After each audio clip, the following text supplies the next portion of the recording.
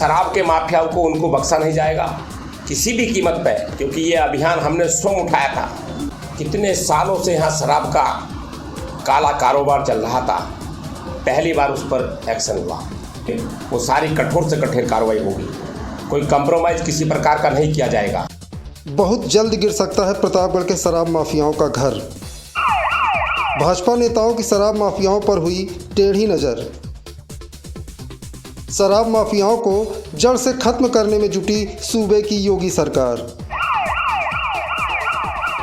भाजपा नेता ने दी सख्त चेतावनी, अगर अफसरों ने दिखाई यारी तो उन पर भी की जाएगी कड़ी कार्रवाई। प्रतापगढ़ के शराब माफियाओं के लिए बुरी खबर है। सरकार ने अब प्रतापगढ़ से शराब माफियाओं के नेटवर्क को पूरी तरह खत्म करने की तैयारी कर ली है। जिले में सालों से चल रहा अवैध शराब का काला कारोबार अब योगी सरकार के निशाने पर है। लगभग 3 महीने पहले जिले में जहरीली शराब से 10 मौतें हुई। मृतकों के परिजनों की चीख लखनऊ तक पहुंची तो सरकार हरकत में आई।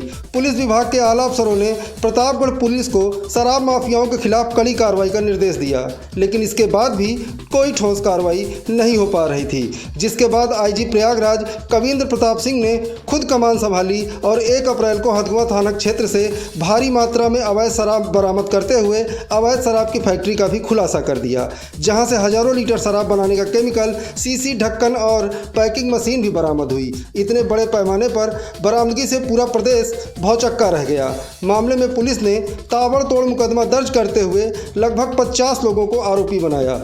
कुछ की तुरंत गिरफ्तारी हुई और कुछ बाद में जेल भेजे गए।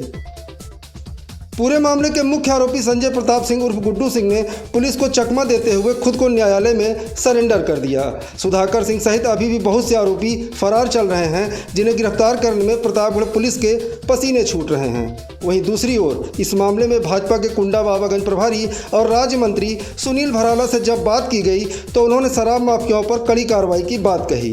उन्होंने ये भी कहा कि शराब माफियाओं के खिलाफ अभियान में अभी और तेजी लाई जाएगी। शराब माफियाओं का साथ देने वाले अफसरों को भी नहीं बख्शा जाएगा। देखिए क्या कह रहे हैं राज्य मंत्री सुनील भराला। उसमें चेतावनी दी गई थी, यहाँ के अधिकारियों को कहा गया था कि ये अगर शराब के माफियाओं को आपने नहीं पकड़ा और उनकी भट्टियाँ नहीं ढाई, कारोबार को नहीं गिराया तो आपको सस्पेंड किया जाएगा, आपके खिलाफ कठोर कार्रवाई की जाएगी। उसके उपरांत वहाँ पर कार्रवाई चली है और बड़ी कार्रवाई शुरू हो रही है लगातार।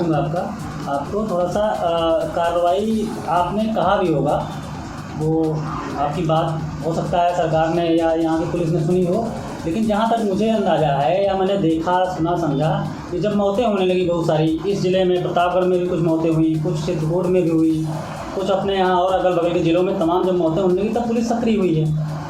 तो जब मौतें हुई तभी सक्रिय हुई है, मुझे ये कहना है। 10 मौतें हुई है जी। शराब से, उस जो शराब जहर है उस जहर से 10 मौतें हुई थी, लेकिन उस मौतों होने से पहले ये बात को उठाया गया था। उससे पहले से उठाने की बात चल रही थी कि यहाँ कारोबार की हमें सूचना प्राप्त हो रही थी। हम जब यहाँ प्रभारी बन के आए थे कुंडा बाबागंज के अंदर, तो हमें यहाँ से ये सूचना प्राप्त हो रही थी लगातार कि यहाँ शराब का बड़ा कारोबार है अवैध, और उसमें सरकारी अधिकारी और माफिया, शराब माफिया मिलकर के इस कारोबार को करते हैं। और तभी से ये बात शुरू की गई थी उठाने के लिए। उसी के दौरान में ये 10 शराब से लोगों की मृत्यु हुई और फिर और उसको तेज़ी से हवा मिली। अब सर शराब पर चर्चा हो रही है तो ये भी चर्चा हो जाए कि उसमें आपने अधिकारियों से बात की होगी तो आपको पता होगा कि यहाँ कुंडा में जो मुकदमे दर्ज हुए हैं उसमें कितने लोगों के खिलाफ मुकदमे दर्ज हुए हैं, उसकी सूची हम मांग रहे हैं, हमने मांगी है। मैं आपको बता कि उसकी सूची हम पूरी प्राप्त कर रहे हैं विधिवत रूप से कि उसकी एफआईआर में कितने लोग नाम दर्ज हुए हैं और कितनों को गिरफ्तार किया गया है और कितनों पे इनाम बोला गया है और कितने घर ढाने की एप्लीकेशन लगाई गई है, उसकी सारी कार्रवाई की रिपोर्ट हमने मांगी है समुचित रूप से। उसमें सर आपका जो भी हो, लेकिन उसमें निर्देश या आदेश जो भी हो सरकार का, योगी जी बहुत नाराज रहते हैं इसमें शराब के उसमें, लेकिन प्रतापगढ़ में जब भी शराब का मामला आता है तो सरकार, पुलिस सब बैकफुट पर दिखती है। अभी तक 50 लोगों पर मुकदमा दर्ज हो चुका है, लेकिन उसमें 1/3 लोग भी गिरफ्तार नहीं हुए हैं। हम उसकी सारी सूची मंगाने का लिए हमने अधिकारियों को निर्देश जारी किए हैं कि कितनी नामजदगी हुई और कितनी गिरफ्तारी हुई।